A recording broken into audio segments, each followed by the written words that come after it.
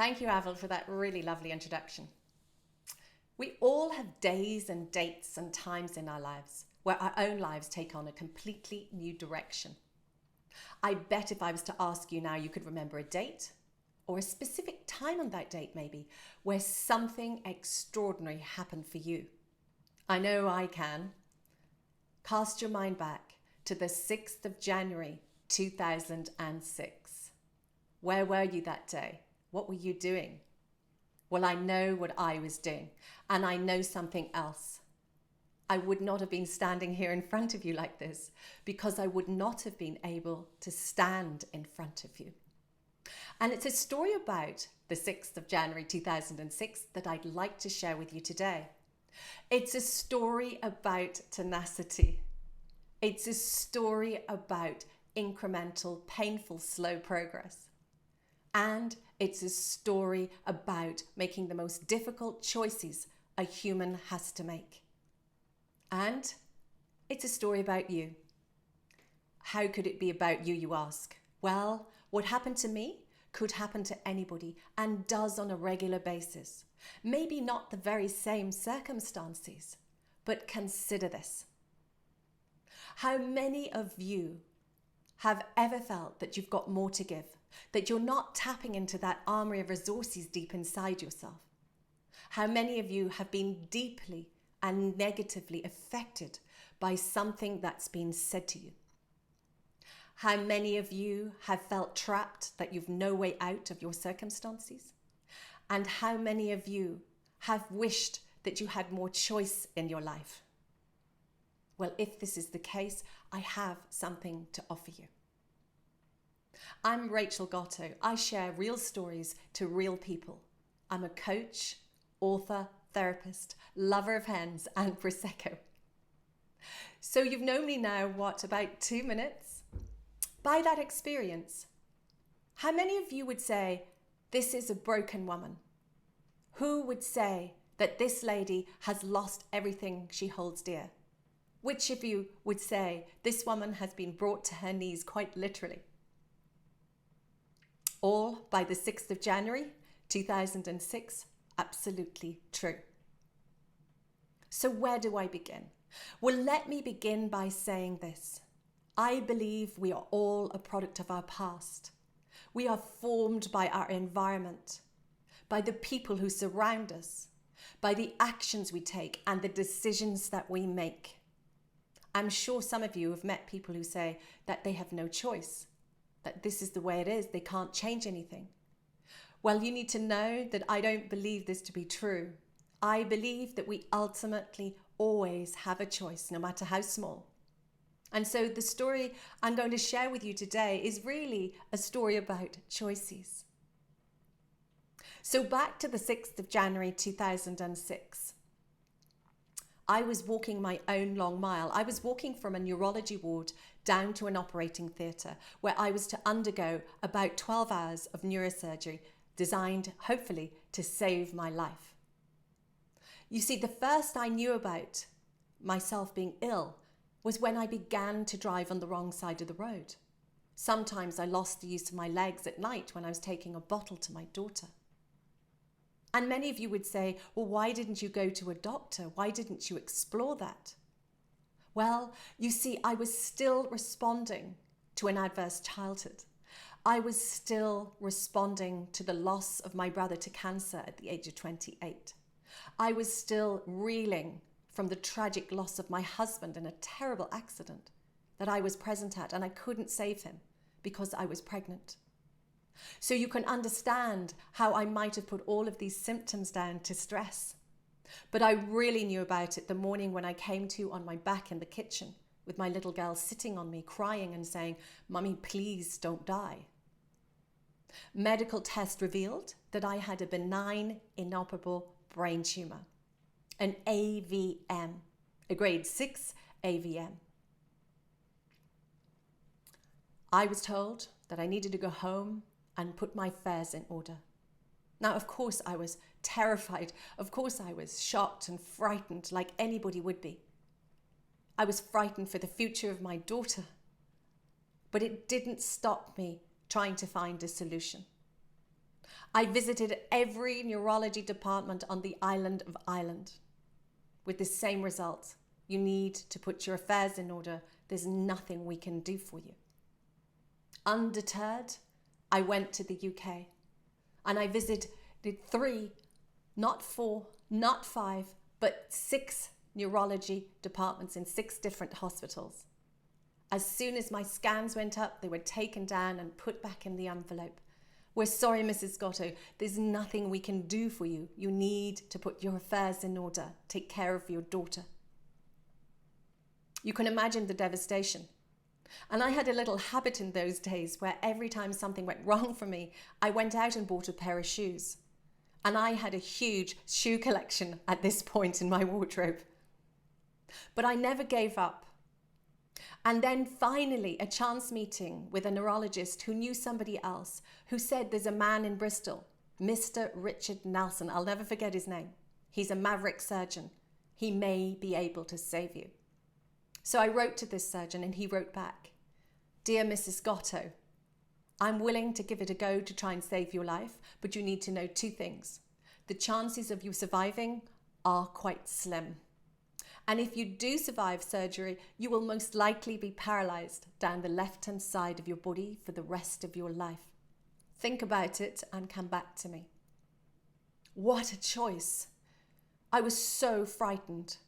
Would it be better to die now and let Nicola forget me?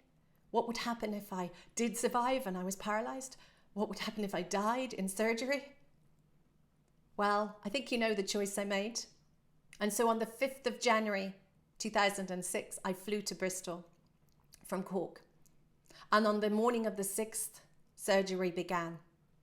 I walked into the operating theatre. It was a very large team assembled, all looking pretty grim. I was feeling pretty grim, but I'd sort of somehow come to terms with whatever will be, will be. I didn't have any choice at that moment. I was in their hands. And of course, I knew nothing about surgery, but the reports from my family were that Mr. Nelson would come in every hour or so and give them an update and tell them how I was doing. And then his visits became more spaced apart, until finally he didn't come anymore. And it was around the 14th hour that he came into my mother and stood before her, shaken and white and looking exhausted. And he said, "Mrs. Bendon, the good news is she's alive and we got the tumour. The bad news is we can't wake her up. She's not coming round. She's non-responsive. She's unconscious."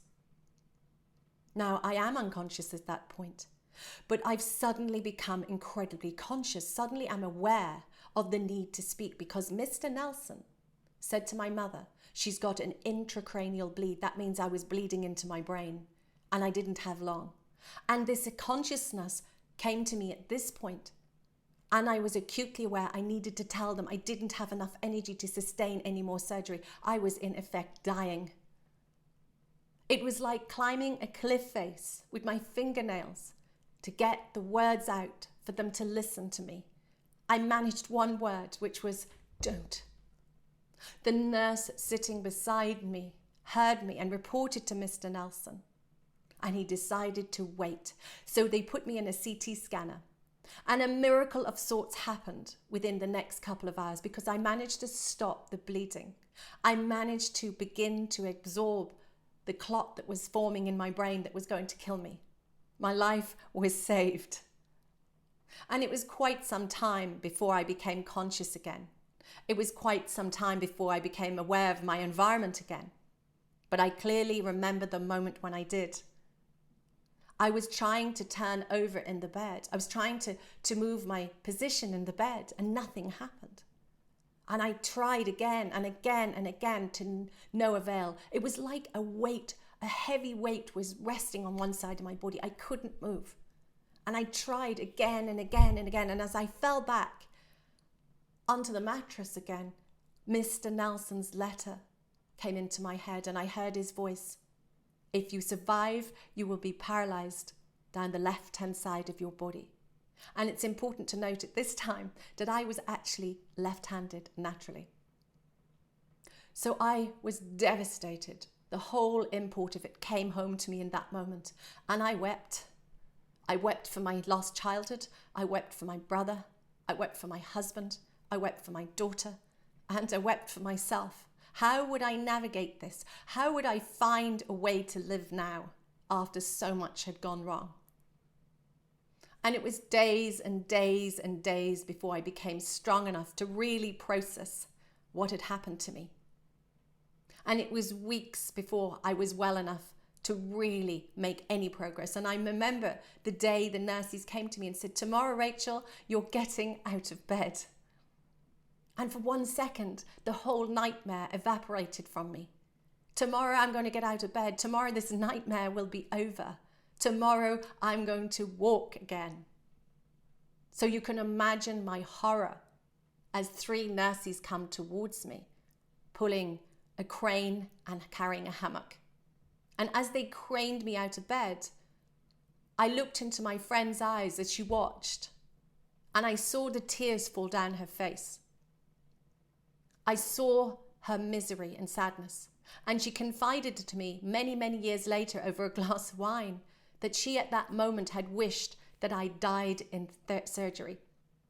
She couldn't see how I could navigate this trauma after so many major traumas. She didn't know how I was ever going to find meaning or purpose or anything good in my life again.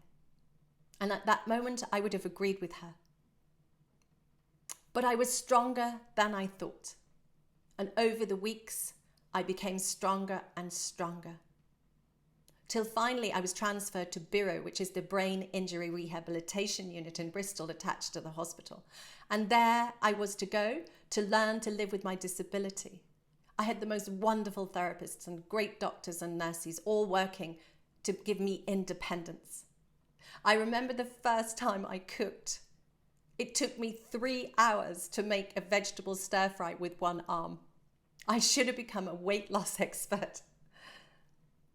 I worked really hard there. I persevered. I was persistent. Every day I worked really hard, and I was furious at the weekends because the staff went home and we were left with our carers. And I knew that time was of the essence for me because with an acquired brain injury, time is of the essence for forming new neural pathways and forming new behaviors and learning to use limbs again. So the weekends to me were torture because I wanted to keep working. I wanted to win this battle. So I remember the particular Saturday morning I was lying in my bed in my room, and I looked around my room and I was thinking, if only I could get out of bed, if only I could do something for myself. And I looked at the corner of the room and I thought, if I could stand there for a second, I'll be working. And I hatched a plan. So I pulled myself to sitting. I hauled myself up. I steadied myself. And I pulled myself off the bed and down to the floor and dragged myself across the floor and held on to a unit. And I pulled myself up on my one good leg to standing. I wedged myself in the corner of the room. And I stood there and I surveyed the scene and I saw how far I'd come. In reality, it was probably only about 1.5 meters, but for me, it was a marathon. For me, it was a mile because I'd taken my power back. So since that day, I never allowed anyone to help me in my rehabilitation. I did it all myself. And I remember the first time I showered and dressed alone. It took me 40 minutes to put a bra on. Now you might wonder, why was she wearing a bra in these circumstances? Well, that was me, but I did it with one hand. Every time I achieved something, I celebrated. I celebrated a little milestone, and I kept going that way. I was relentless.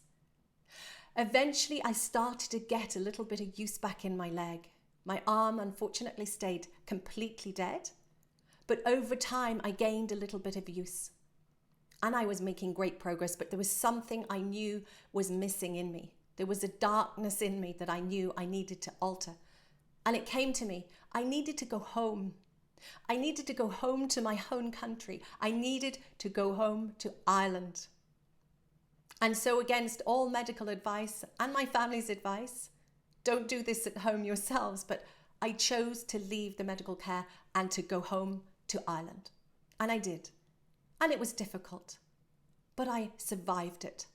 And I worked in earnest. I could see my little girl. I could be in a natural environment. I stared at my limbs. I worked it, I visualized, I did brain training, you name it, I did it. It took years for me to fully recover. It took me years to learn to walk properly, and it took even more years for my left arm to work again. By this time, I'd learnt to be right-handed anyway. So people say to me, is it some superhuman power that I possess that, isn't in everybody else? Well, I believe actually that no, I'm not a superhuman. I just believe that I was called to look into my own inner world and to dig deep and to find my own tenacious spirit. And I believe that everybody's got a tenacious spirit. You just need to unearth it. And I've distilled it down to a couple of points that I feel is really, really an important thing to remember if you also want to dig deep. One, I believe that we need to become conscious. Don't live your life by anyone else's term of reference or identification. Separate yourself from the programs. Separate yourself from the negative thoughts. Install positive ones. Secondly, I think we must understand that we ultimately always have choice. No matter how small the margin, we do have choices. That's very empowering. Number 3, it's really important to celebrate the milestones. Chart your progress is what I say. Every single win, chart it. Because progress can be incremental. It's usually quite small baby steps. But chart your progress. The other one is surround yourself with community. Surround yourself with a community that has the same way of thinking as you. Be among positive people. And finally, something that I wish that I'd known, which I now know is very important, is compassion. Have compassion for yourself as a human. Have compassion for the person who's failed sometimes. Have compassion for the times that you fall down and get yourself back up again. Learn to love yourself and cancel out that inner critic and feed yourself a diet of loving positivity. I believe those elements are how we cultivate tenacity. And you must make it a practice, of course, because we learn by repeating the same positive behavior over and over again. So let me leave you with this. Learn to become conscious. Live your life by your own term of reference. Understand you have choices. Chart your progress. Celebrate your milestones. And learn to be compassionate. I'd like to leave you with this quote that's been on my fridge for nearly 20 years now, and it never ceases to inspire me. And that is, the human spirit is stronger than anything that can happen to it. And that's your spirit also. Thank you so much for listening. Thank you to Avril. Thank you to the wonderful Samantha Kelly. If you wish to invite me to talk to your organisation or to your community, I share real stories about real life important matters to real people. Thank you so much.